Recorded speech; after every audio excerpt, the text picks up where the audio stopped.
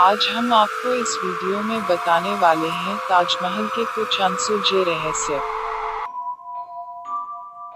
दोस्तों, ताजमहल की सुंदरता को सारा संसार जानता है। यह इतना सुंदर है कि दुनिया के 7 वंडर्स में इसे शामिल किया गया है।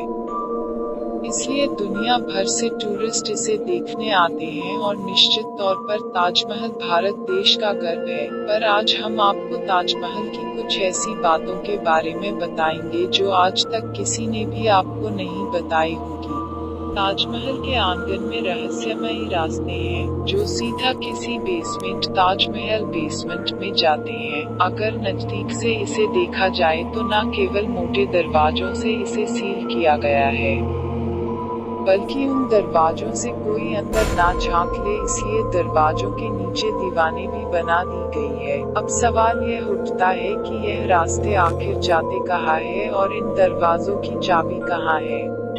अगर आप ताजमहल में घुसते हैं तो आपको एक और रास्ता मिलता है, जो कि पहले वाले रास्ते की तरह ही बंद है। यहाँ एक बोर्ड लगा रखा है कि कृपया यहाँ ना रुके और इसकी फोटो ना खींचें। यह बात समझ से परे है कि उस जगह की फोटो लेने से क्यों मनाही है और यहाँ किसी का भी रुकना और अंदर झांकना मना क्यों है। पहला रहस्य मुगलों की बर्बरता छुपाने की कोशिश। माना जाता है कि संगमरमर की इस संरचना के नीचे एक सीलबंद दीवारों से घिरा कच्चा दरवाजा है, जिस पर प्लास्टर नहीं हुआ है। कहते हैं कि मुगल बादशाह शाहजहां ने मुगलों की बर्बरता के निशान छुपाने के लिए इस दरवाजे को सील करवा दिया। यह मानने वालों की भी कमी नहीं है कि ताजमहल को बनवाने के लिए हिंदू मंदिर को तोड़ा गया और उसे दीवारों से घेरकर छुपाने की कोशिश की गई थी।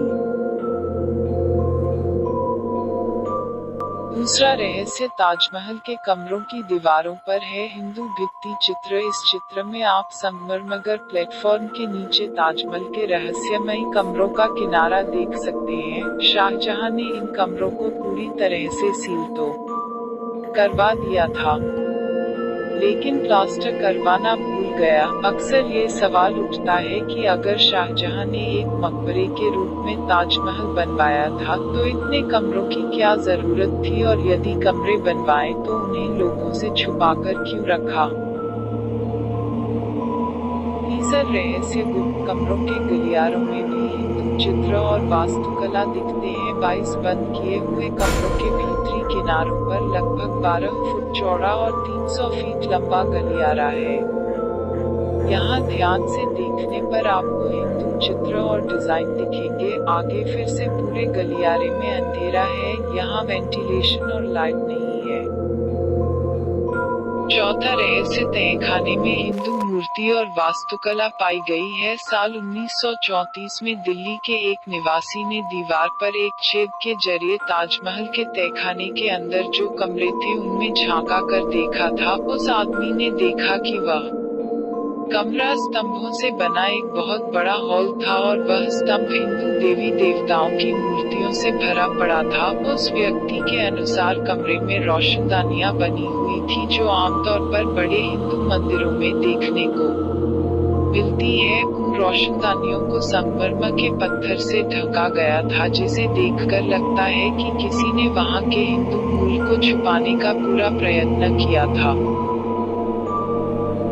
पांचवा रहस्य वहां के स्थानीय लोगों का भी मानना है कि ताजमहल पहले एक हिंदू मंदिर था जो तेजो महालय के नाम से प्रसिद्ध था। बाद में इसे ताजमहल का रूप दे दिया गया, परंतु सच्चाई क्या है यह आज भी किसी को नहीं पता। भारतीय पुरातत्व सर्वेक्षण ने 22 कमरों को इसलिए बंद रखा है ताकि इस कमरे में छिपे सच्चाई के चलते भविष्य में दंगे न हो।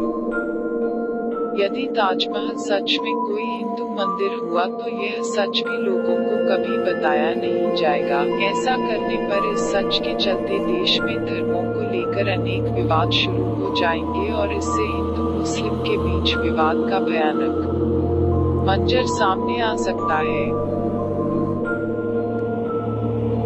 छठा रहस्य यमुना न होती तो ताजमहल भी न होता। ताजमहल की बनावट ऐसी है जिसे एक खास आधार की जरूरत थी और उस आधार को एक ऐसी लकड़ी से बनाया गया है जिसे पानी मिलने पर ही मजबूती मिलती है, और इस काम को करती है यमुना नदी।